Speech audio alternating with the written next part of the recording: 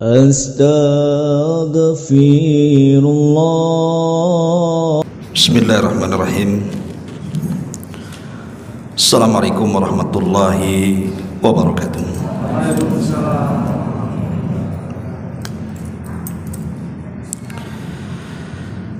Alhamdulillah wassalatu wassalamu ala Rasulillah wa ala alihi wa sahbihi wa mawalah wa la hawla wa la quwata illa billahi wa ba'du. Alhamdulillah, segala puja dan puji hanya milik Allah Jalla fi'ula. Salawat dan juga salam kita hadiahkan kepada Rasul kita Nabi besar Muhammad sallallahu alaihi wa ala alihi wasallam. Ma'asyiral muslimin yang dimuliakan Allah Subhanahu wa taala. Pembahasan di malam hari ini kita akan membahas tentang kisah kematian iblis. Karena kita tahu bahwa di antara makhluk Allah Subhanahu wa taala dari kalangan manusia ataupun jin yang dikekalkan oleh Allah Subhanahu wa taala atau usianya dipanjangkan oleh Allah Subhanahu wa taala hanyalah iblis. Tapi bukan berarti iblis tidak akan mengalami kematian. Dia juga makhluk daripada makhluk-makhluk Allah, akan disentuh dengan kematian. Tapi kapan kematiannya dan di mana dimatikannya dan bagaimana cara mencabut nyawanya, inilah yang kita akan bahas beberapa waktu ke depan. Ma'asyiral muslimin rahimakumullah, disebutkan di dalam surah Shad ayat 77 sampai 83. Allah Subhanahu wa taala berfirman, qala fakhruj minha fa innaka rajim wa inna 'alaika la'nati ila yaumiddin. Qala rabbi fa'anzirni ila yaumi yub'atsun. Qala fa innaka minal munzirin ila yaumin waqtil ma'lum. Qala fa bi'izzatika la ughwiyannahum ajma'in illa ibadaka minhumul mukhlasin. Allah Subhanahu wa taala berfirman, maka keluarlah engkau wahai iblis dari sorga ini. Sungguh engkau adalah makhluk yang terkutuk. Sesungguhnya kutukanku tetap atasmu sampai hari pembalasan. Maka iblis pun berkata di hadapan Allah, ya Rabb, berilah atas diriku tangguhan usia sampai hari mereka dibangkitkan. Maka Allah Subhanahu wa taala berfirman, sesungguhnya engkau termasuk yang diberi tangguhan sampai kepada hari yang telah ditentukan waktunya. Iblis menjawab, demi kekuasaan engkau ya Rabb, aku akan menyesatkan mereka semuanya kecuali hamba-hambamu yang mukhlis di antara mereka. Di dalam ayat ini Allah Subhanahu wa taala menggambarkan kepada kita ketika Allah Subhanahu wa taala merintahkan para malaikat, termasuk juga iblis di dalamnya, untuk sujud kepada Adam alaihi salam sebagai sujud penghormatan. Tapi kemudian iblis pun menolak karena dengki, hasad dan kesombongannya, merasa dia lebih hebat dibandingkan Adam alaihi salam. Lah karena iblis ini menolak perintah Allah Subhanahu wa taala, maka Allah murka. Kemudian Allah firmankan di sini, fakhruj minha fa innaka rajim. Kalau begitu keluarlah engkau dari sorga, engkau makhluk yang terkutuk, kata Allah. Bahkan Allah Subhanahu wa taala saking murkanya mengatakan, wa inna alaika la'nati ila yaumiddin. Dan ingat, kata Allah, kutukanku akan senantiasa ada padamu sampai hari pembalasan. Disinilah kemudian iblis meminta kepada Allah Subhanahu wa taala untuk ditangguhkan usianya, dan dia mengatakan, qala rabbi fa'anzirni ila yaumi yub'atsun. Ya Rabb, kalau begitu tangguhkanlah usiaku sampai hari mereka dibangkitkan. Jadi iblis itu sebenarnya meminta kepada Allah Subhanahu wa taala untuk tidak mati selamanya. Sebab kalau seandainya iblis kemudian dihidupkan sampai manusia dibangkitkan, artinya iblis tidak pernah mati. Karena kita tahu bahwa tiupan sangkakala itu kan menurut pendapat yang kuat 2 kali. Di mana tiupan yang pertama itulah yang disebut dengan nafkhatul faza' wal maut, tiupan kejutan dan kematian. Baru setelah itu Allah Subhanahu wa taala perintahkan kepada Israfil untuk meniup tiupan yang kedua. Itulah tiupan kebangkitan. Maunya iblis itu ditangguhkan usianya sampai dibangkitkan manusia. Kalau begitu iblis tidak pernah mati. Karena ketika tiupan yang pertama semua manusia mati, dia tak mau mati. Dia maunya setelah tiupan yang kedua, artinya sudah pindah alam. Bukan alam dunia lagi, tapi alam akhirat, kan begitu. Intinya dia tak mau mati sebenarnya. Tapi Allah Subhanahu wa taala kemudian mengatakan, qala fa innaka minal munzarin. Baik, kata Allah, aku akan berikan tangguhan usia kepadamu, tetapi kata Allah, ila yaumil waqtil ma'lum, sampai hari yang Allah tentukan. Di sini menjadi khilaf para ulama, apa yang dimaksud ila yaumil waqtil ma'lum. Ketika Allah Subhanahu wa taala mengatakan, sungguh kamu termasuk orang-orang yang diberikan tangguhan sampai waktu yang ditentukan. Para ulama tafsir berbeda pendapat tentang waqtil ma'lum, waktu yang ditentukan oleh Allah untuk kematian iblis ini. Ada beberapa penafsiran, di antaranya perkataan Abdullah ibn Abbas radhiyallahu anhuma. Dia mengatakan yang dimaksud adalah arada bihi an-nafkhatul ula. Maksudnya iblis itu akan mati pada tiupan sangkakala yang pertama. Sebagaimana pada tiupan ini manusia akan dibinasakan oleh Allah. Semua binatang-binatang juga akan dimatikan oleh Allah, termasuk para malaikat. Maka iblis juga masuk di dalamnya. Kata Abdullah ibn Abbas radhiyallahu anhuma, ai hina tamutul khalaik, ketika semua makhluk dibinasakan oleh Allah Subhanahu wa taala ataupun dimatikan Allah Subhanahu wa taala, maka disitulah iblis pun ikut mati. Ini pendapat Abdullah ibn Abbas radhiyallahu anhuma, bahwa dia berpendapat bahwa kematian iblis itu pada tiupan sangkakala yang pertama. Tapi sebagian para ulama yang lain, mereka mengatakan bahwa yang dimaksud ila yaumil waqtil ma'lum, maksudnya tidak ada yang tahu kematiannya kapan kecuali Allah Subhanahu wa taala.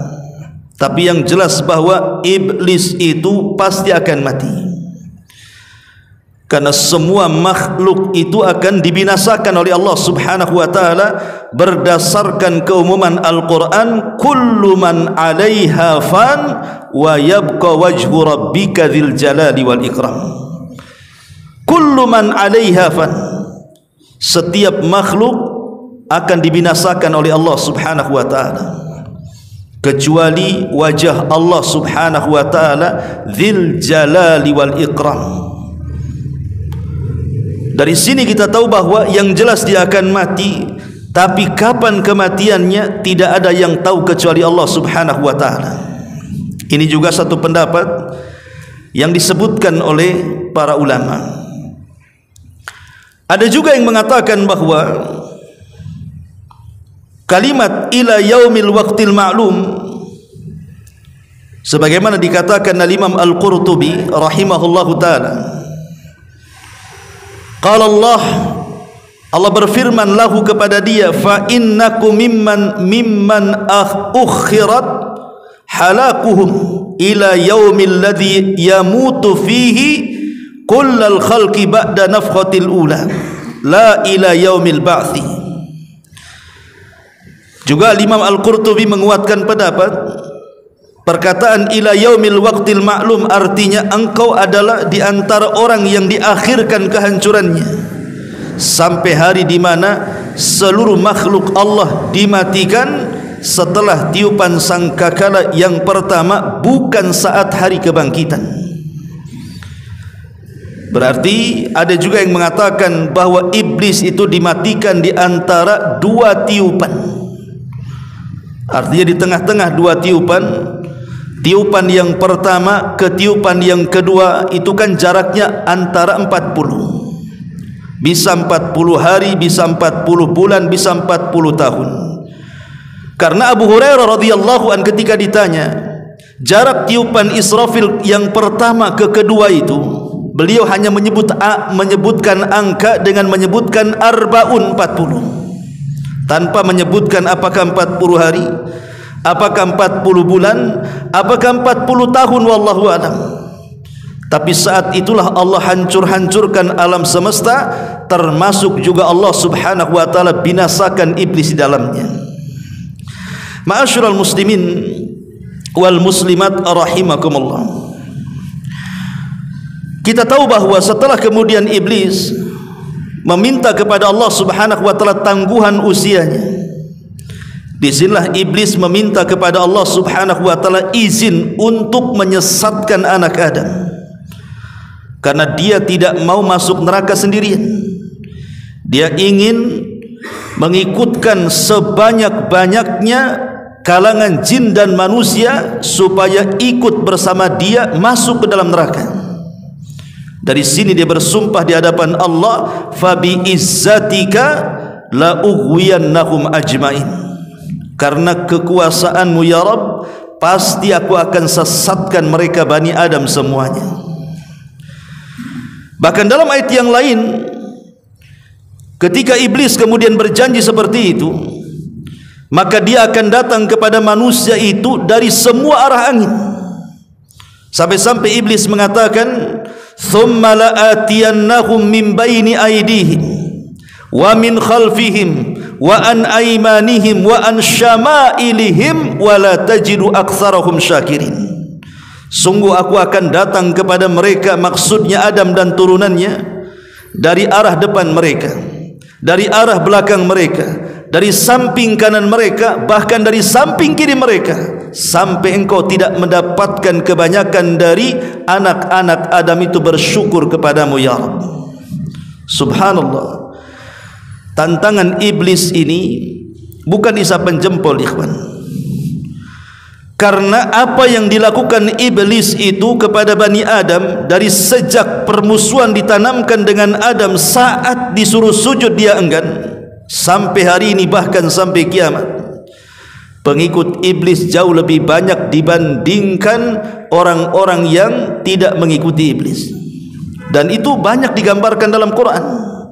Seperti Allah mengatakan, wa qalilun min ibadiyas syakur, sedikit sekali hamba Allah yang bersyukur. Artinya kebanyakan kufur. Dan itu keberhasilan iblis saat menggoda Bani Adam untuk disesatkan. Ma'asyiral muslimin yang dimuliakan Allah Subhanahu wa taala, sebagai bukti bahwa iblis itu masih hidup sampai di zaman Nabi sallallahu alaihi wasallam, Allah Subhanahu wa taala menggambarkan bagaimana iblis pernah terlibat dalam perang Badar, di mana iblis itu menjadi kompor bagi orang-orang musyrik Quraisy untuk melawan Nabi sallallahu alaihi wasallam di Badar. Dan itu digambarkan dalam surah Al-Anfal ayat 48. Allah Subhanahu wa taala berfirman, "Wa id zayyana lahumus syaitanu a'malahum wa qala la ghaliba lakumul yawma minan nas wa inni jarul lakum falamma tara'atil fi'atani naqasa ala akibaihi wa qala inni bari'um minkum inni ara ma la tarawna inni akhafullah wallahu syadidul iqab." Dan ingatlah ketika syaitan, maksudnya iblis di sini, menjadikan terasa indah bagi mereka perbuatan dosa. Mereka kemudian iblis datang kepada mereka, maksudnya orang-orang kafir Quraisy, kemudian menghasut mereka, tidak ada orang yang dapat mengalahkan kalian pada hari ini, seranglah si Muhammad itu, dan sungguh aku akan menjadi penolong kalian. Jadi dalam perang Badar ini, iblis ini menyerupai manusia, kemudian datang kepada pasukan Quraisy, kepada para pembesarnya, kemudian menghasut mereka agar segera menyerang Rasul sallallahu alaihi wasallam di Badar dan menjanjikan kemenangan. Tetapi apa yang terjadi ketika perang sudah berkecamuk? Falamma tara'atil fi'atani, ketika kemudian syaitan ini melihat pasukan yang berhadap-hadapan itu nampaknya akan terjadi kekalahan dari pihak orang-orang kafir Quraisy, maka apa yang terjadi? Naqasa ala aqibaihi wa qala inni bari'um minkum, maka dia pun kabur dari pasukan itu dan mengatakan, aku berlepas diri dari kalian, inni ara ma la taron, karena aku melihat apa yang kalian tidak lihat. Inni akhafullah, saya takut kepada Allah, wallahu syadidul iqab, dan Allah yang zat yang sangat keras siksaannya. Dari sini iblis tahu bahwa dia terlibat dalam perang Uhud, sampai Allah gambarkan dalam surah Al-Anfal ayat 48 ini. Maknanya bahwa iblis itu masih hidup sampai di zaman Nabi sallallahu alaihi wasallam, berusaha untuk mengompori orang-orang Quraisy untuk menyerang Nabi di Badar. Walaupun pada akhirnya Allah menangkan dalam peperangan ini dan iblis pun kabur, kemudian meninggalkan orang-orang kafir Quraisy. Bahkan juga dijelaskan, bukan hanya di perang Badar, iblis juga terlibat dalam perang Uhud. Kita tahu bahwa perang Uhud ini berbeda dengan perang Badar, karena perang Badar itu kan kita kaum muslimin mengalami kemenangan, tapi dalam perang Uhud ini terbalik, kaum muslimin mengalami kekalahan. Dan begitulah sifat daripada kehidupan. Wa tilkal ayyam nudawiluha bainan nas, yang namanya hari itu diputar-putar oleh Allah Subhanahu wa taala, terkadang menang, terkadang kalah. Dan itu sebagai ujian bagi kita kaum muslimin. Disebutkan dalam sebuah hadis dari Ummuna Aisyah radhiyallahu anha, dia mengatakan, lamma kana yauma Uhudin, ketika terjadi perang Uhud, huzimal musyrikuna, maka orang-orang musyrik pun mereka kemudian menyerang kaum muslimin. Pada awal peperangan kita tahu bahwa Nabi SAW mengatakan kepada 40 atau 50 pemanah yang ada di Jabal Rumat itu, dan mengatakan, apapun yang terjadi dengan kalian jangan pernah turun.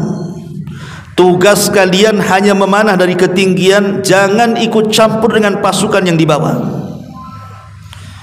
Ketika para pemanah mereka melihat kemenangan pasukan yang di bawah, Karena orang-orang musyrik itu mereka lari tunggang langgang yang dipimpin oleh Khalid ibn Walid ketika itu dia masih musyrik. Orang-orang yang di atas disangkanya sudah mengalami kemenangan, padahal itu siasatnya Khalid bin Walid. Dia mundur itu bukan lari, tapi mundur itu memutar bukit dia. Ketika para pemanah ini akhirnya kemudian tergiur dengan ghanimah, harta rampasan perang yang ditinggalkan begitu saja, mereka turun. Hanya beberapa orang yang bertahan di atas bukit itu.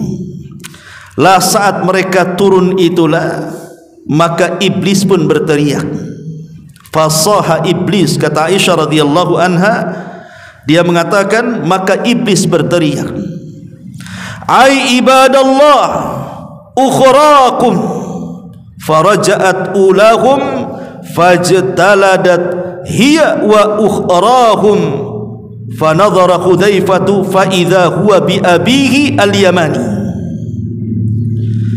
Wahai hamba-hamba Allah, saudara-saudaramu, orang pertama dari mereka berbalik, dan dia dan orang-orang yang terakhir mereka pun akhirnya saling menyerang dan sebagian mereka gugur.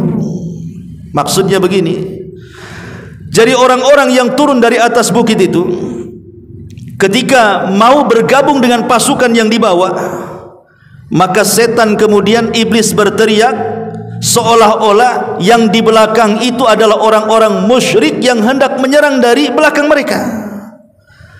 Lah orang-orang yang dibawa disangkanya itu bukan sahabat, mereka adalah orang-orang musyrik. Akhirnya orang yang di bawah berbalik kemudian menyerang orang-orang yang baru turun dari gunung itu. Akhirnya terjadi peperangan di situ. Padahal sama-sama orang Islam kan. Lihat bagaimana iblis mengacaukan perang Uhud itu. Sampai-sampai ada beberapa sahabat yang gugur di situ. Sampai dijelaskan Hudzaifah ibn al-Yaman yang ada di situ, dia melihat ayahnya al-Yamani. Dan dia mengatakan, ai ibadallah abi, wahai hamba-hamba Allah, itu ayahku Yaman, jangan kalian bunuh. Tapi namanya perang, kalau sudah berkecambuk itu sudah tidak dengar lagi teriakan kan. Akhirnya dibunuh juga tuh ayah daripada Hudzaifah itu namanya al-Yamani. Jadi mereka saling menyerang gara-gara kompor daripada iblis tuh. Akhirnya Hudzaifah pun mengatakan, faqala Hudzaifah ghafarallahu lakum, semoga Allah mengampuni kalian, kenapa kalian bunuh ayahku, katanya. Qala Urwah, maka Urwah berkata, fama zalat fi Hudzaifah minhu baqiyatu khairin hatta lahiqa billah. Urwah berkata masih ada sisa-sisa kebaikan dalam diri Hudzaifah hingga dia meninggal dunia. Lihat bagaimana kekalahan daripada perang Uhud itu akibat adu domba yang dilakukan siapa? Iblis. Ya. Ma'asyiral muslimin wal muslimat rahimakumullah. Bahkan bukan hanya iblis datang kepada kaum muslimin yang sedang berperang, dia pun datang kepada Nabi sallallahu alaihi wasallam. Dijelaskan dalam sebuah hadis yang sahih dari Abi Darda radhiyallahu anhu, qama Rasulullah sallallahu alaihi wasallam fasami'nahu yaqul a'udzu billahi minka, thumma qala al'anuka bi la'natillahi thalathan. Jadi Rasul sedang salat, tiba-tiba kemudian iblis datang mengganggu Nabi. Tiba-tiba kemudian di tengah-tengah salat Rasul mengatakan, aku berlindung dari Allah, aku berlindung kepada Allah dari kamu. Dan Rasul mengatakan, aku laknat dirimu sebagaimana laknat Allah kepada dirimu. Rasul menyebutkan 3 kali.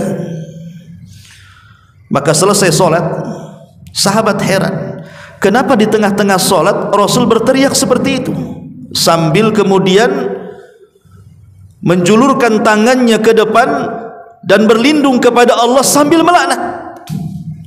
Jadi Rasulullah SAW sedang salat begini, tiba-tiba dia begini dan mengatakan, a'udzu billahi min, aku berlindung kepada Allah dari kamu, aku laknat engkau sebagaimana Allah melaknat engkau. 3 kali Rasul mengatakan seperti itu. Jadi selesai salat, sahabat heran, kenapa Rasul mengucapkan kalimat itu di tengah-tengah salat? Ya. Akhirnya kemudian sahabat bertanya, "Ya Rasulullah, qad sami'naka taqul fi salati syai'an lam nasma'uka taqulu qabla dhalik."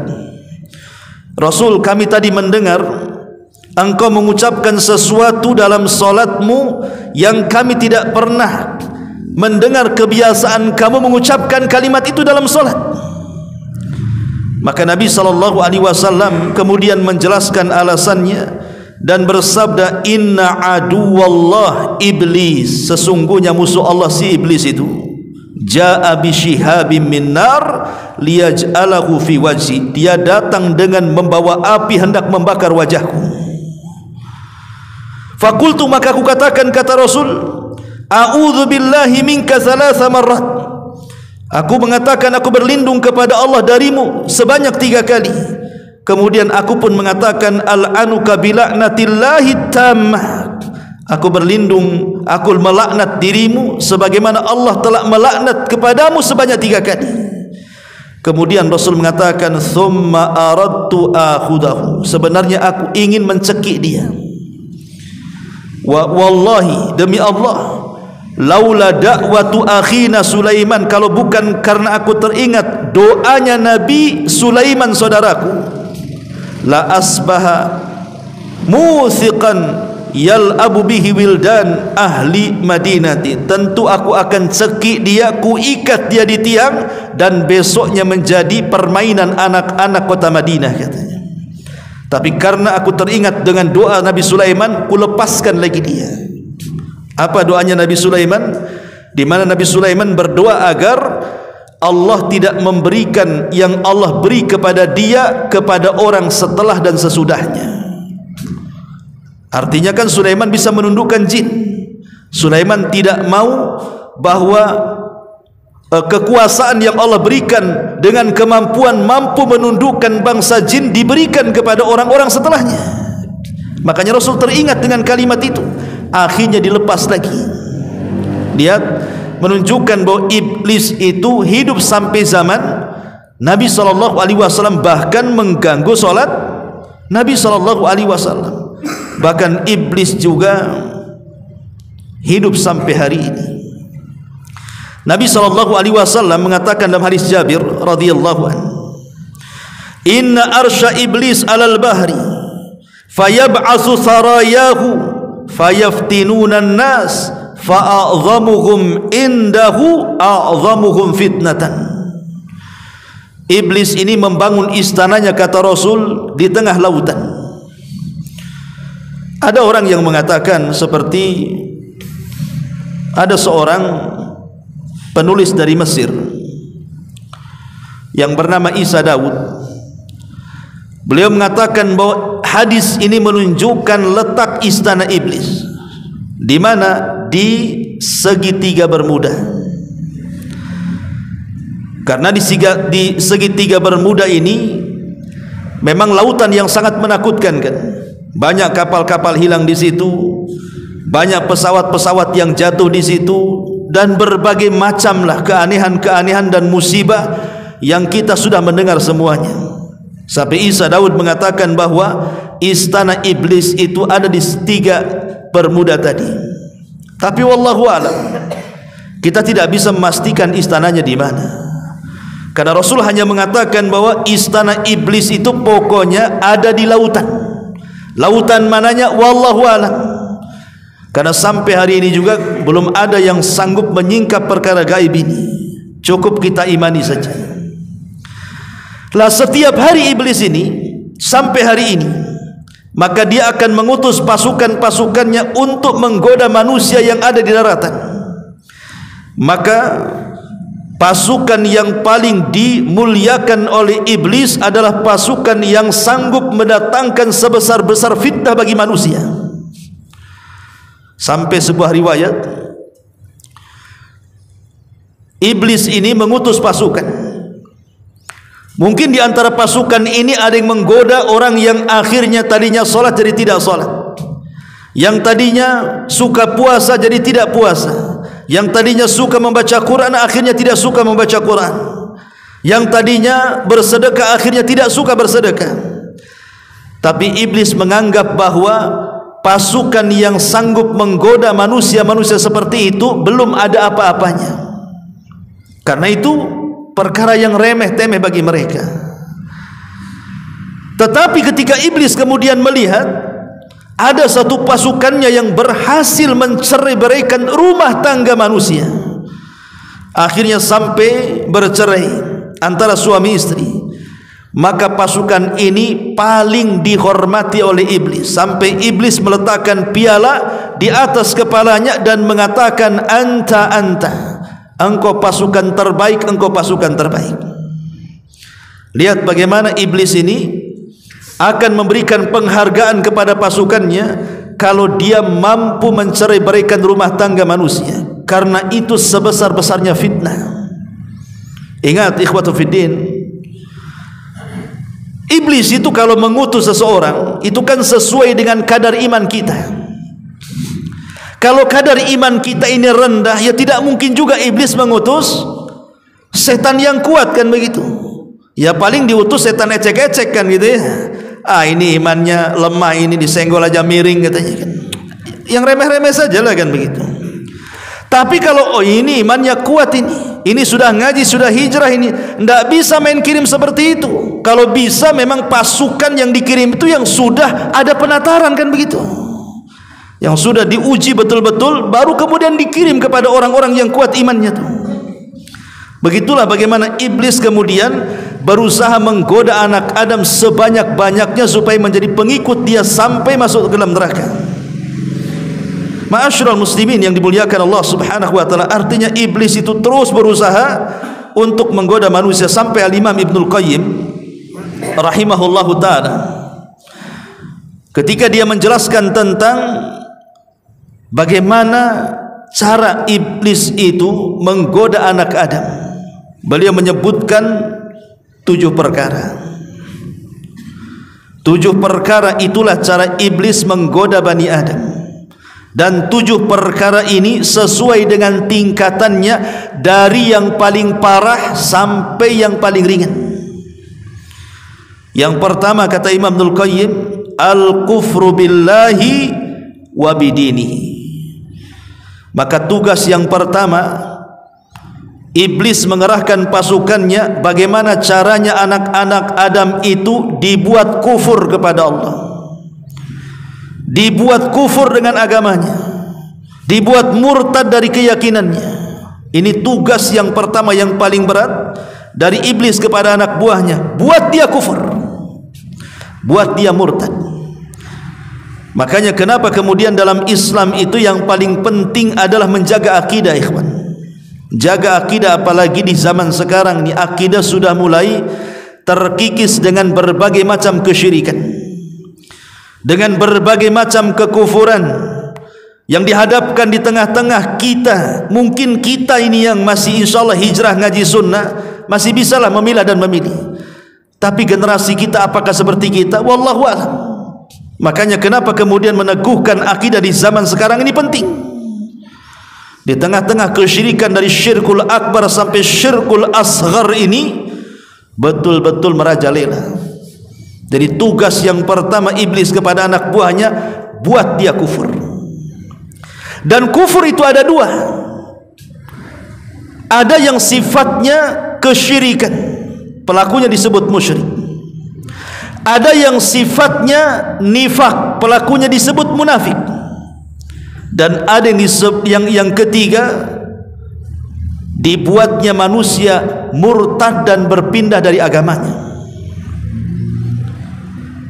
Jadi yang pertama nih, iblis ini bagaimana caranya orang itu dijerumuskan kepada kesyirikan dulu tuh. Kalau dia tidak bisa, maka ditanamkan kepadanya sifat nifak. Kalau tidak bisa, maka ditanamkan bagaimana supaya dia keluar dari agamanya. Dan 3-tiganya adalah kekufuran, baik kesyirikan atau kemunafikan atau kemurtadan. Kemudian yang kedua, ada yang disebut kufur nikmat. Ya, kufur nikmat itu di bawah daripada kufur yang pertama, tapi kufur nikmat juga dia tangga menjadi kufur yang akan mengeluarkan kita dari Islam. Dan kufur nikmat juga ada 2. Disebutkan oleh para ulama, yang pertama sitru ni'amillahi azza wa jalla, menutup-nutup bahwa nikmat ini datang dari Allah. Seperti perkataan Qarun yang mengatakan kekayaan ini datang dari aku. Itu menutup-nutup nikmat Allah. Dia tidak yakin bahwa nikmat ini datang dari Allah, seolah-olah datang dari dia. Dan itu yang banyak dibahasakan Qarun sampai hari ini. Menganggap nikmat itu bahwa dia yang mengusahakannya. Ya wajar saya kaya, saya kan pintar cari uang. Wajar saya kaya, saya kan doktor, profesor, menteri, pilot, dokter spesialis atau apa namanya. Dia berusaha menutup-nutupi nikmat, seolah-olah dia yang mendatangkan nikmat, bukan Allah yang mendatangkan nikmat. Ini yang pertama. Yang kedua, wa ya'mal bi mukhalafatil mun'im, dan dia pun melakukan sesuatu dengan nikmat yang Allah anugerahkan dengan maksud menyelisihi zat yang memberikan nikmat. Artinya kalau kita diberikan nikmat oleh Allah, umpamanya pandangan, ini kan nikmat dari Allah, tapi digunakan untuk menyelisihi zat pemberi nikmat Allah subhanahu wa ta'ala. Akhirnya seseorang menggunakan pandangan, dia pun memandang sepandang-pandangnya. Dia diberikan telinga mendengar sedengar-dengarnya. Dia pun bicara seomon-omonnya, ataupun perut mungkin juga seisi-isinya, asal masuk saja. Ya. Lah ini dua-duanya kufur. Lah ini setan ini yang pertama kali mengutus anak buahnya buat mereka kufur. Ini yang pertama. Kalau tidak bisa, maka yang kedua al-bid'atu, dibuatnya mereka melakukan bid'ah. Perkara yang tidak diadakan di zaman Rasul diadakan di zaman sekarang. Kita lihat kan di masyarakat kita ini, contoh umpamanya salawat saja. Berapa banyak salawat-salawat yang aneh-aneh itu, ya kan? Terkadang diiringi dengan joget-joget, diiringi dengan musik-musik, diiringi dengan hura-hura. Anda ini sedang beribadah atau sedang apa kan begitu? Seperti orang-orang Syiah juga, apabila datang bulan Muharram mereka memukul-mukul badan. Kononnya katanya demi menebus kesalahan bapak nenek moyang mereka yang dengan sebab mereka terbunuhnya Husain, cucu daripada Nabi sallallahu alaihi wasallam di Karbala. Maka setiap datang Muharram, maka mereka pun kemudian berjoget-joget sambil memukul-mukul besi pada badan dan kepalanya, sampai anak bayi diketuk kepalanya biar keluar darahnya. Ini ajaran dari mana? Kalau memang merayakan kematian Husain, bukan dengan seperti itu kan begitu? Bukankah Rasul yang mengatakan laisa minna man darabal hudud wa syaqqal juyub wa da'a bid'awal jahiliyah? Bukan termasuk golongan kami, kata Rasul, kalau orang sedang berkabung dia memukul-mukul pipinya, dia merobek-robek bajunya, dia berteriak-teriak ala jahiliyah, kata Rasul. Maka ini tingkatan yang kedua. Tingkatan yang ketiga, kalau mereka tidak bisa juga digoda dari jenis yang kedua, maka kemudian akan digoda dari jenis yang ketiga. Apa itu? Dicintakan dengan al-kabair, dosa-dosa besar. Digemarkan zina, disukakan khamar, dicintakan dengan judi, disukakan dengan ghibah, dengan namimah, dengan dusta dan begitu semacamnya. Tapi kalau juga tidak bisa lewat yang ketiga, maka akan lewat yang keempat, kata Imam Ibnul Qayyim, as-saghair. Bagaimana mereka disuruh untuk melakukan dosa-dosa kecil. Kalau tidak bisa juga dosa-dosa kecil, maka beralih ke yang kelimanya, disibukkan dengan perkara mubah. Ya, main bola itu mubah saja, tidak ada masalah. Tapi dengan sibuknya dengan perkara mubah, akhirnya gara-gara main bola capek badannya. Ketika sholat mulai pegal-pegal kakinya, enggak khusyuk. Ketika main bola tak ada pegal, ketika sholat datang pula pegalnya tuh. Nah, ini kan bahaya kan. Itu masih mendingan sholat kan, kadang-kadang bablas waktunya. Nah ini kadang-kadang kemudian perkara mubah ini bisa melalaikan. Kalau tidak bisa juga dari perkara mubah, masuk kepada perkara yang keenam, supaya mendahulukan yang tidak afdal dan meninggalkan yang afdal. Dibuatnya salat tarawih cepat-cepat katanya. Saya pernah bertanya kepada seseorang, kenapa salat tarawih kok harus ngebut-ngebut kayak gitu? Dia mengatakan yang lambat itu afdal Ustaz, yang cepat itu boleh katanya. Enak kali jawabannya. Lah kalau memang yang lambat itu afdal, yang cepat boleh, kenapa tak pilih yang afdal? Kenapa pilih yang boleh pula, kan begitu? Itulah setan di situ tuh. Dia kemudian dicintakan kepada yang tidak afdal, yang afdal boleh ditinggalkan. Kalau tidak bisa juga, nah ini yang terakhir nih, setan dah putus asa ini. Disitulah dia akhirnya apa?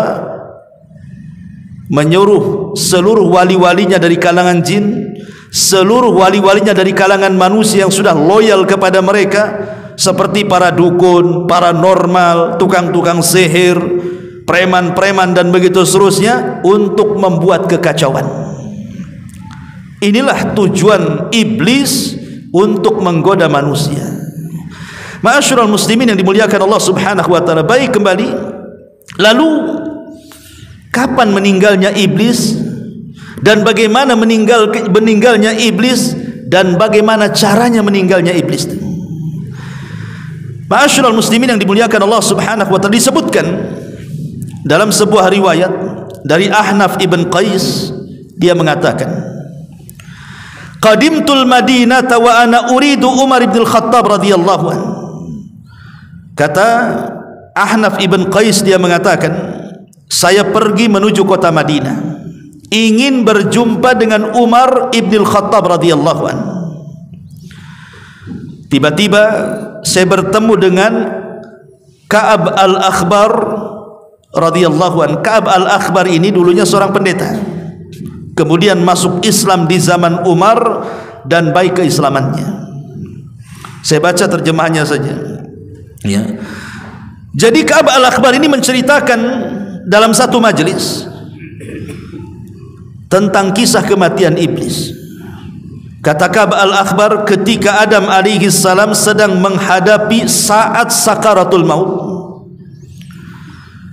maka dia berkata, ya Rabb, musuhku, maksudnya iblis, pasti akan mengejek kepadaku jika ia melihat aku telah mati, padahal dia diberikan tangguhan hidup sampai kiamat dibangkitkan. Maka Allah Subhanahu wa taala menjawab, wahai Adam, kamu langsung menuju ke sorga, tidak ada masalah. Sedangkan si iblis itu ditunda sampai hari kiamat usianya, supaya merasakan sakitnya kematian sebanyak makhluk yang pernah dia sesatkan dari awal sampai akhir.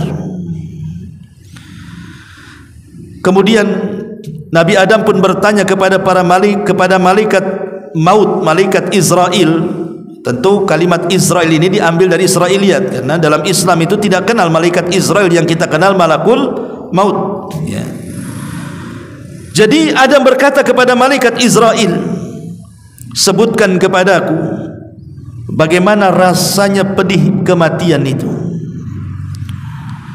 Sesudah diterangkan oleh malaikat Israel, maka Adam alaihi salatu wasallam berkata, ya Rabb, cukup.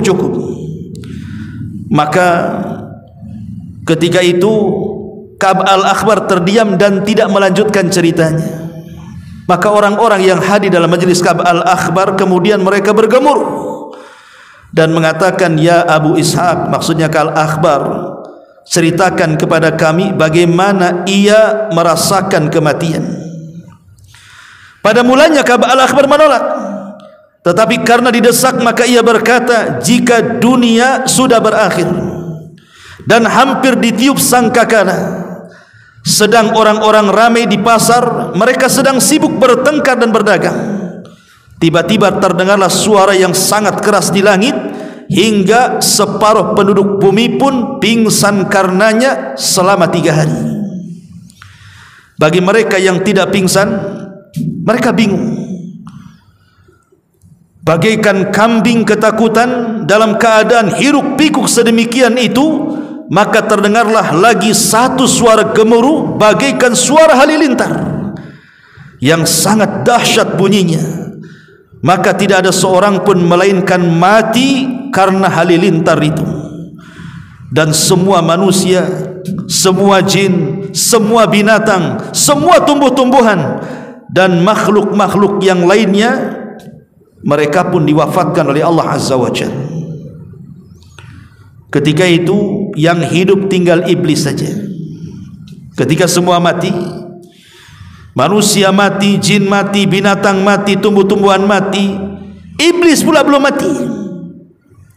Maka Allah Subhanahu wa taala pun memerintahkan malaikat Israel atau malaikat maut, aku telah menjadikan padamu pembantu sebanyak orang yang pertama hingga yang terakhir. Dan aku telah memberikan kekuatan penduduk langit dan juga penduduk bumi kepadamu wahai Israel. Dan kini aku pakaikan kepadamu pakaian kemurkaan dan kemarahanku. Maka turunlah dengan membawa murka dan kemarahanku, cari si laknat iblis itu.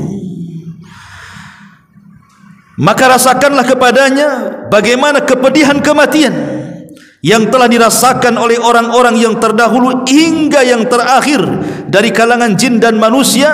Buat kesakitan yang berlipat ganda, dan hendaknya kamu membawa 70.000 malaikat yang kesemuaannya penuh dengan rasa murka dan kecemasan. Dan tiap malaikat Zabania membawa rantai dari neraka Ladha, dan cabutlah dengan 70.000 rantai itu dari neraka, dan beritakan kepada para malaikat, terutama malaikat maut, malaikat malik penjaga neraka, supaya membuka pintu-pintu neraka untuknya, katanya. Maka setelah itu para malaikat sudah mendapatkan perintah Allah supaya datang kepada iblis beramai-ramai. Maka turunlah malaikat Israel dengan bentuk yang sangat mengerikan, sehingga andai kata seluruh penduduk langit dan penduduk bumi dapat melihat bentuk yang mengerikan itu, niscaya akan cair kesemuaannya karena teramat sangat ngeri bentuknya. Kemudian setelah iblis sadar bahwa dia sedang diincar oleh malaikat maut, malaikat Israel, maka dia berusaha untuk lari ke timur dan barat, menghindar. Tapi apa gunanya menghindar dari malaikat maut, ikhwan? Akhirnya kemudian Israel pun datang kepada iblis dan membantah dan mengatakan, laknat Allah untuk wahai iblis. Berhentilah wahai iblis, kini aku rasakan padamu kepedihan maut sebagaimana dirasakan oleh banyaknya hitungan orang yang telah engkau sesatkan dalam beberapa abad, dan juga engkau akan merasakan sakit sebanyak orang yang telah kau sesatkan dari seluruh manusia dari awal sampai akhir. Lihat bagaimana Allah Subhanahu wa taala menyiksa iblis dengan kesakitan yang luar biasa saat kematiannya. Maka mendengar hal itu, iblis pun lari masuk ke dalam lautan. Tapi Allah Subhanahu wa taala perintahkan lautan untuk membuang iblis ke daratan. Ditolaknya oleh lautan, dihempaskan lagi iblis dari lautan oleh lautan ke daratan. Maka kemudian iblis pun berkeliling dari semua arah. Ke arah timur dikejar Israel, ke arah barat dikejar Israel. Pokoknya tidak ada arah kecuali dia selalu didatangi malaikat maut. Ketika dia sudah tidak ada lagi jalan, mau kemana lagi tempatnya, akhirnya kemudian iblis pun sampailah di tempat saat Adam dan Hawa diturunkan. Di tempat itulah kemudian iblis melaknat Nabi Adam dan mengatakan, gara-gara engkau wahai Adam, aku menjadi makhluk yang terlaknat, katanya. Dia nyalahkan Adam. Maka kemudian malaikat Israel pun langsung mendekati iblis, karena dia sudah menyalahkan Adam di hadapan kuburan Adam alaihi salatu wassalam, maka Israel menjawab. Ketika ditanya, wahai Israel, kira-kira engkau akan memberikan minuman kepadaku dengan minuman apa, kata iblis. Maka Israel mengatakan, dengan minuman dari neraka ladha, dan serupa dengan siksa ahli neraka dan berlipat-lipat ganda yang engkau akan dapati. Maka tiba-tiba kemudian iblis pun berguling-guling di tanah sambil menjerit sekeras-kerasnya, kemudian berlari ketakutan dari barat timur, terus dia kejar-kejar sampai akhirnya malaikat Israel pun menghadang iblis laknatullah dengan kawat-kawat yang berduri, kemudian dia pun mencabut nyawanya. Ma'asyiral muslimin yang dimuliakan Allah Azza wa Jalla, maka ketika kemudian kematian iblis ini terdengar kepada Nabi Adam alaihi salatu wassalam, maka Adam alaihi salatu wassalam mengatakan, Rabbana qad atmamta alaina ni'mah. Dia mengatakan, ya Rabb kami, sungguh engkau telah menyempurnakan nikmatmu untuk kami. Sekarang sudah tidak ada lagi, karena iblis sudah mati di situ. Masalahnya ikhwatu fiddin, riwayat yang panjang ini, riwayat daripada Al-Akhbar ini, itu hanya disebutkan dalam kitab Tanbih Al-Ghafilin, dan kitab itu banyak memuat hadis-hadis yang tidak ada sanadnya. Dan kebanyakan kisah-kisah yang seperti ini bukan datang dari Nabi SAW, tapi kisah ini datang dari kisah Israiliyat. Dan kisah Israiliyat ini, ikhwatu fiddin muliakan Allah Azza wa Jalla, Nabi mengatakan kita tidak boleh mendustakan secara mutlak, tidak boleh juga membenarkan secara mutlak. Jadi saya menceritakan ini hanya mimbabil ikhbar saja, hanya menghabarkan saja sebagai bentuk pengetahuan, tidak boleh jadikan sandaran. Karena ini bukan dari hadis yang sahih, bukan hadis Nabi SAW. Ini dari kisah-kisah Israiliyat, karena yang menceritakan adalah seorang yang bernama Ka'ab Al-Akhbar. Dulunya seorang Nasrani, seorang pendeta Nasrani, masuk Islam di zaman Umar. Otomatis karena seorang pendeta, dia menguasai kisah-kisah Israiliyat, makanya kemudian dia mengkisahkan kisah ini. Makanya para ulama mengatakan kisah ini tidak ada sanadnya. Kalaupun ada sanadnya, maka ini dari kisah-kisah Israiliyat yang kita tidak boleh mendustakan secara mutlak, kita tidak boleh membenarkan secara mutlak. Ma'asyiral muslimin yang dimuliakan Allah Subhanahu wa taala, intinya bahwa kalaupun seandainya tidak ada kisah ini, maka kita sangat yakin bahwa iblis itu pasti akan mengalami kematian.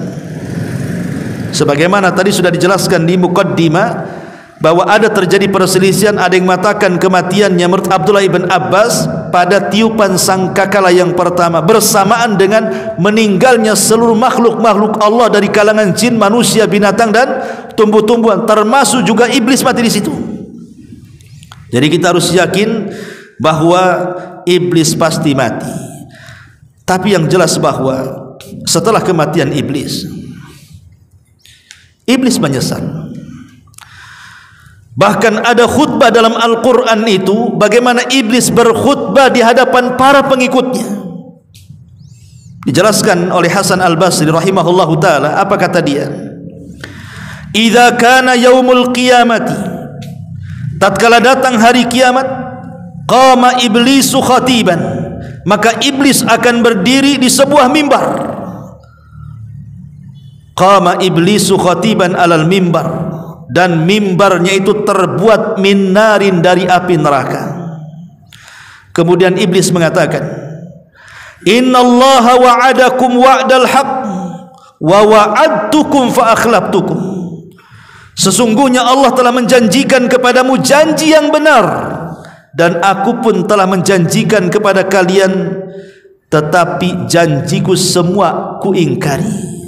Janjiku tidak benar. Al-Hafidz Ibnu Katsir rahimahullahu ta'ala berkata, yukhbiru ta'ala amma khataba bihi iblis id atba'ahu ba'dama qadallahu baina ibadahu fa adkhala al-mu'minina al-jinan wa askanal kafirina darakat. Faqama fihim iblis la'anahu Allahu hina idin khatiban liyazidahum hazanan ila haznihim. Kata Imam Ibnu Katsir rahimahullahu taala, Allah menghabarkan tentang khutbah yang disampaikan oleh iblis kepada para pengikutnya, yaitu setelah Allah memutuskan hisab para hamba-hambanya, lalu Allah masukkan orang-orang yang beriman ke dalam sorga dan Allah menempatkan orang-orang kafir ke dalam neraka. Maka iblis pun tatkala itu berdiri dan berkhutbah kepada para pengikutnya agar mereka menambah kesedihan di atas kesedihan mereka. Lah khutbah itu dijelaskan di dalam Al-Quran surah Ibrahim ayat 22 sampai 23. Bagaimana